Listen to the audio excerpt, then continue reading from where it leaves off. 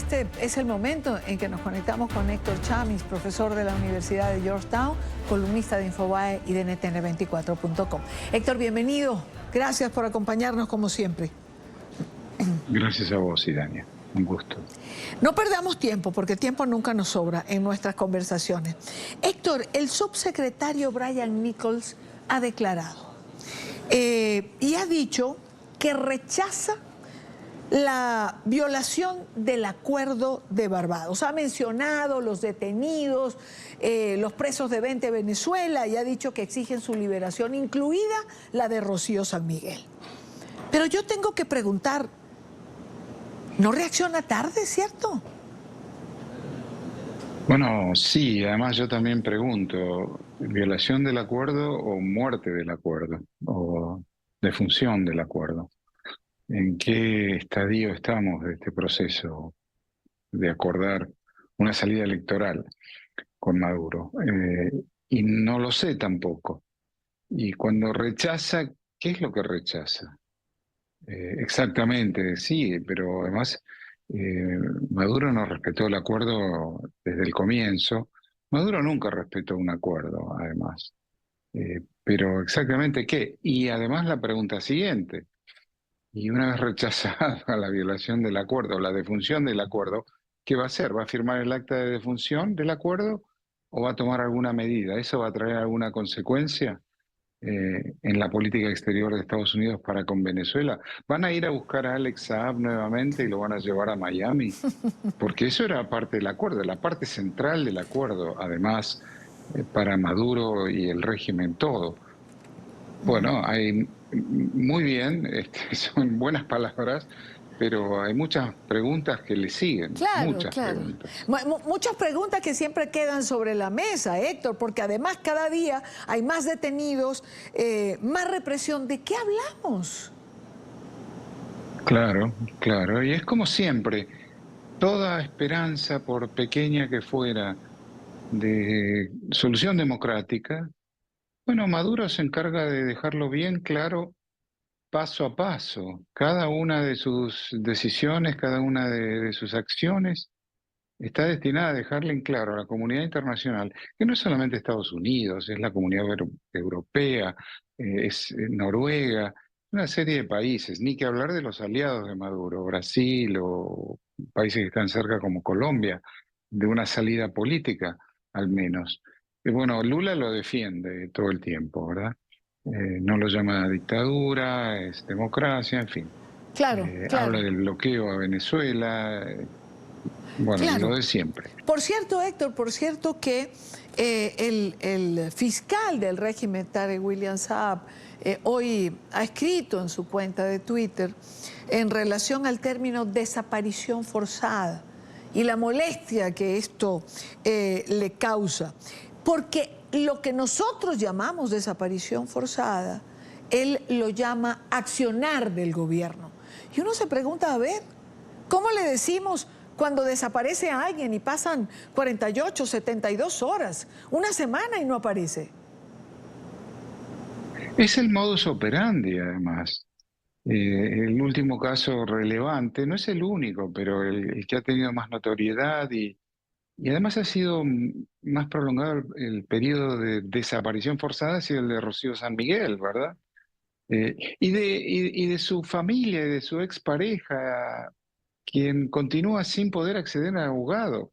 No tiene defensa porque no le permiten acceder a su abogado, a la necesaria defensa y confidencialidad de cualquier acusado, cualquier imputado. Eh, no queda otra. Está además tipificado, está sistematizado cómo es cómo es el actuar de esta figura de desaparición forzada. Después, 2 días, 3 días, 4 días, una semana más tarde, reconocen tenerlo en custodia, tenerlo arrestado, detenido, e informan dónde está alojado o alojada la persona en cuestión. ¿Qué otra palabra hay para eso? Por supuesto. Claro, ¿qué otra definición? A ver, Héctor, camino a las elecciones del 28 de julio. La campaña avanza. Maduro ofrece comida enlatada, pollo, carne. María Corina Machado sigue en las calles. ¿Cómo lo ves? Totalmente, pero además hay dos comentarios respecto a las cajas del club. Bueno, carne enlatada, ojalá porque solían incluir insectos en las cajas del club. Pero hay algo a tener en cuenta en esto. No hay que subestimar nunca a Nicolás Maduro y a la dictadura venezolana. El CNE, que administró el supuesto referéndum por la soberanía en el Esequibo, reportó una participación de 10 millones de votos. Ese es el número de referencia, ese es el piso que está en las hipótesis que está manejando el régimen, el piso electoral. Ellos se manejan, que no es verdad, por supuesto que no es verdad. La documentación empírica de las mesas de votación lo expresaban, no había nadie. Una persona, jamás se juntaron más de 3, 4 personas a votar en ese referéndum. Pero no obstante, el CNE es una institución partidaria del régimen. Entonces, eso es lo que manejan y van a ir por el lado de los 10 millones de votos. Si es que hay elecciones, ese va a ser su número. No es poca cosa en el sentido político, poca cosa el trabajo que supone desvirtuar y deslegitimar ante la comunidad internacional y el resto del país, que eso es mentira, que eso Claro, es parte del fraude electoral en curso, el de siempre. claro. Entonces hay que ser cuidadoso con eso, hay que estar atentos, los demócratas venezolanos y todos aquellos que somos sus aliados en el exterior. Héctor, cambiemos de Venezuela, vayamos a Argentina. Hoy se anunció el porcentaje de inflación, más de 200%, 276 aproximadamente. ¿Cómo estás viendo el gobierno de Javier Milei y lo que va de estos días de gobierno? Bueno, sí, pero en desaceleración la tasa de inflacionaria mes a mes. Bueno, este es el primer mes que empieza a bajar, genera optimismo. Hay una significativa recomposición de las cuentas fiscales ya ahora.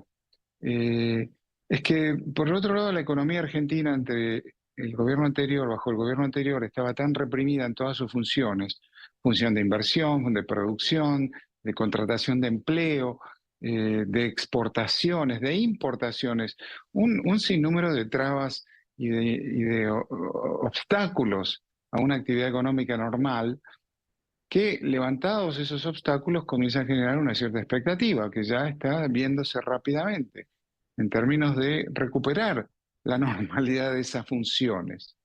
Eh, y esto genera confianza y cuando hay confianza disminuyen las expectativas inflacionarias y esto se refleja ahora. Y entonces esta desaceleración continúa siendo la más alta, pero en desaceleración. Y eso ha generado confianza, ha generado gran optimismo y diría un optimismo desmedido en el presidente, que después que estas cosas son muy traicioneras, sobre todo la inflación es muy traicionera, y sobre todo en una sociedad como la Argentina que tiene mucha memoria inflacionaria y entonces hay capacidad de anticipación y capacidad de, concretamente, remarcar precios porque se espera inflación. Entonces, al final se produce por la remarcación. Esa es la gimnasia inflacionaria histórica de Argentina.